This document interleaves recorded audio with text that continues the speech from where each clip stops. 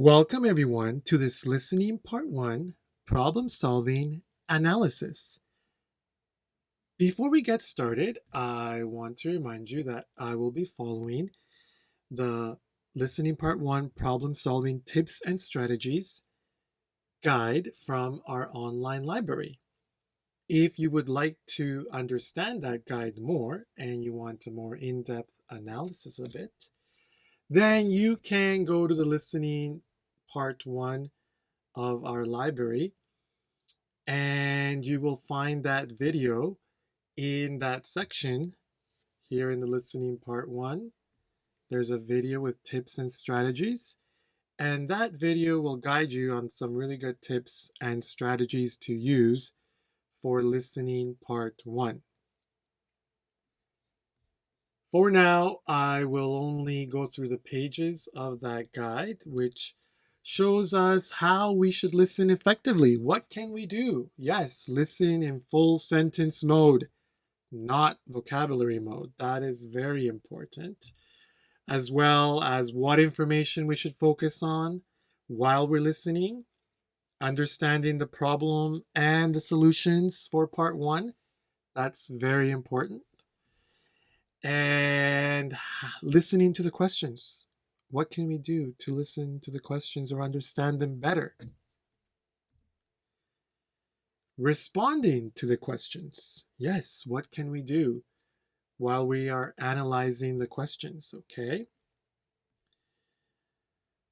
And how we can select the answers better, focusing on grammar, opposite ideas, or vocabulary association.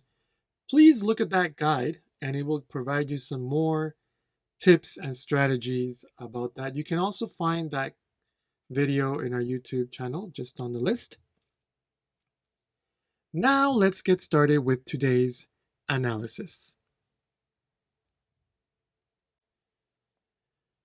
So everyone, here is today's part 1 problem solving example. Okay, and what we're going to do is I'm going to play the example and also I'm going to let you answer the questions so you can practice for yourself. And then after we listen to this full section, then we will analyze the answers together. First, we are going to listen to the whole listening part and the questions and try to keep the answers. I will show you the answers as we go, and you can write down your answers so you can practice. Okay? So let's do it together.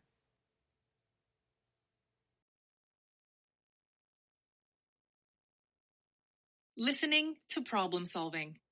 You will hear a conversation in 3 sections. You will hear each section only once. After each section, you will hear 2 or 3 questions. You will hear the questions only once. Choose the best answer to each question. Hello, I'm Mark. Hello, I'm Teresa. You're new here, yes? I've been away for a few months, which would explain why we haven't met yet. How's your garden coming along? Yes, I'm relatively new, and I'm afraid I'm having some troubles already. Oh no, what's going on? Someone's been stealing my tomatoes. Oh no, that's so sad. Unfortunately, it's pretty common in a community garden. Sorry to hear that though. Any idea who's stealing them? I have no idea. It's hard to believe it might be a fellow garden member, but you never know. Or sometimes kids like to come through and have a snack. I've caught them eating my raspberries a few times. Do you think I should put a sign up? There's no harm in trying, but to be honest, I doubt a sign will stop anyone. Question 1. What is the man unhappy about? Some of his plants are missing. Someone's been eating his raspberries. His tomatoes are not growing well. His gardening tools have been stolen.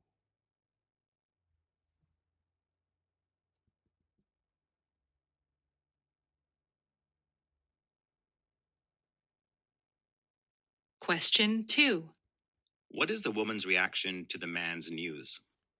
She does not believe him. She's not surprised. She's unsure. She is confused.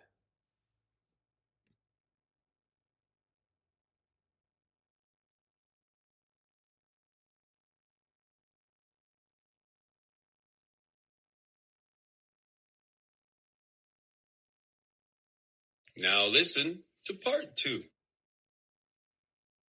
Hello again. Hi there. How's the garden? Not so good. I put up a sign, but more tomatoes are gone today. I haven't been able to eat a single ripe tomato. Only the green ones are left. Well, you could pick the green ones and make a green tomato salsa. I'm not much of a salsa fan. Do you have any other suggestions? This is a sneaky one, but you could sprinkle some baking flour on your green tomatoes.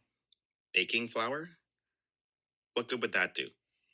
People will think it's insecticide or pesticide or something, so they won't want your tomatoes. I never would have thought of that. Thanks. Question 3. Why does the woman mention green tomatoes? She wants to share a recipe for green salsa. She's sympathizing with the man. She's suggesting he plant something else. She thinks they are perfect for cooking.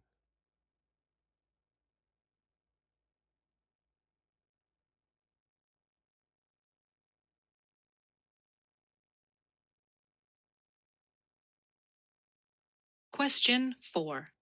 Why does the woman suggest sprinkling flour on the tomatoes? It makes them taste strange. It makes them grow bigger. It makes them look odd. It makes them ripen faster.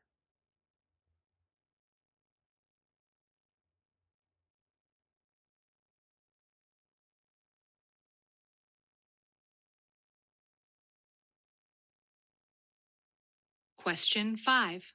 What is the man likely to do next? Stop growing them, make them look inedible, make them look fresh, put a warning sign.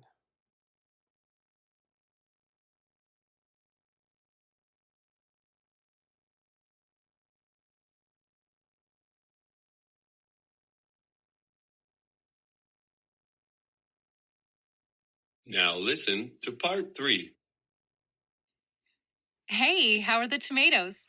There's a few red ones. The flour trick seems to be working. But I had a new thought. Maybe rabbits are eating my tomatoes. Hmm. When I think of rabbits in gardens, I think of them eating lettuce and green leafy stuff. But maybe they like tomatoes too. Anyway, I decided to put a wire fence around my tomato section. You know, out of that silver chicken wire netting. Oh, I'm afraid we have a policy against that sort of thing. There was a vote last year, and most people said they didn't think wire fencing was attractive. Oh, really? That's too bad. How about a wooden fence instead? That would be okay. Sure, I'll do that then. Question 6. What does the man think is responsible for his problem? Some birds, the neighbors, the fencing, some rabbits.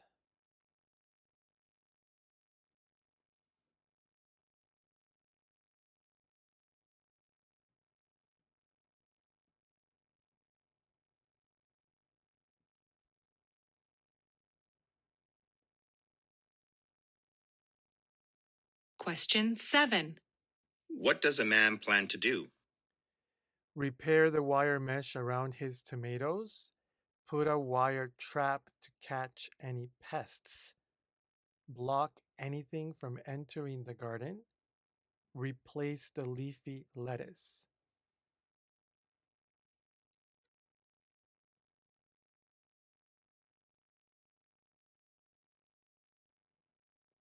Question 8. What are many of the community garden members concerned about? The look of the area, the style of the garden, the quality of fencing, the attraction of animals.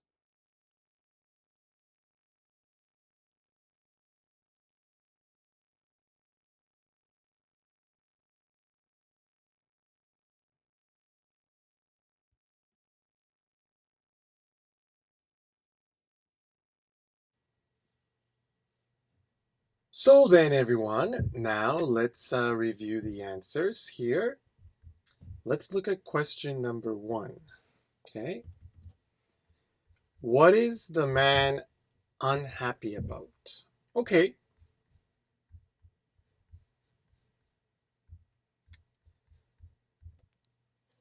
Some of his plants are missing. Okay. Someone's been eating his raspberries. His tomatoes are not growing well. His gardening tools have been stolen. Well, remember that his tomatoes were missing. It says here, I'm afraid I'm having some troubles already. Oh no, what's going on? Someone's been stealing my tomatoes. Oh, okay. That's so sad. Unfortunately, it's pretty common in a community garden. Sorry to hear that, though. Any idea who's stealing them? I have no idea. It's hard to believe it might be a fellow garden member, but you never know. Or sometimes kids like to come through and have a snack. I've caught them eating my raspberries a few times. Okay, so then, not his raspberries. No, see, those are his raspberries. Not growing, and not his garden tools. So it looks like some of his plants are missing. His plant or his tomatoes, his tomato plants. Okay. Number 2, what is the woman's reaction to the news? Well, her reaction is, oh no, that's so sad. Unfortunately, it's pretty common in a community garden. She does not believe him? No, she's not surprised. So she's not surprised because it's very common. Okay. She doesn't know or she's confused. So B is the answer. Okay. Why does the woman mention green tomatoes? Okay, well, she said over here, not so good. I put up a sign, but more tomatoes are gone today. I haven't been able to eat a single ripe tomato, ripe or red. Only the green ones are left. Okay. Well, you could pick the green ones and make a green tomato salsa. Okay. Make a green tomato salsa. She wants to share a recipe how to make. Maybe she's sympathizing with the man, so she understands him. She understands that something bad is going.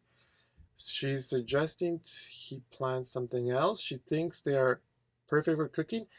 No, so it looks like it's B. So the man says, I only have green tomatoes. But she says, oh, well, that's too bad. Well, you can make a green salsa, which is a good idea. So she's sympathizing with him. She understands him. Okay. Why does the woman suggest sprinkling flour on the tomatoes? Okay. I'm not much of a salsa fan. Do you have any other suggestions? This is a sneaky one or a tricky one or something clever to do. But you could sprinkle some baking flour on your green tomatoes. Baking flour, what would that do? People think it's insecticide or pesticide or something. So they won't want your tomatoes. Okay, so they think it's going to be something bad. That is sneaky. It makes them taste strange. Maybe it makes them grow bigger. No, it makes them look odd. Oh, it makes them look strange. People will think it looks bad. It makes them ripen faster. Means make them red or ready to eat. Okay, so it makes them look odd, strange, like they have insecticide or pesticide. Okay. What is the man likely to do next? So what will he do next? Well, I would have never thought of that. Thanks. I would never have thought. So he didn't think of that. So I think he's going to put some insecticide or pesticide. No, some Baking flour. Okay.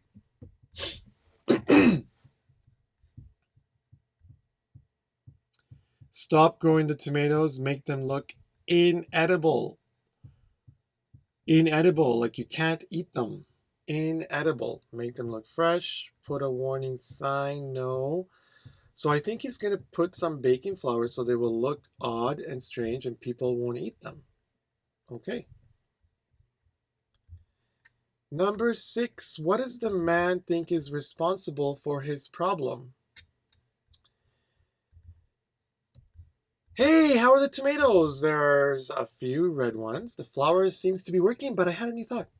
Maybe rabbits are eating my tomatoes. Oh, rabbits. Yes, they love tomatoes. Some birds, the neighbors, the fencing, some rabbits. Okay, that was an easy one. I hope you got that one. Some rabbits.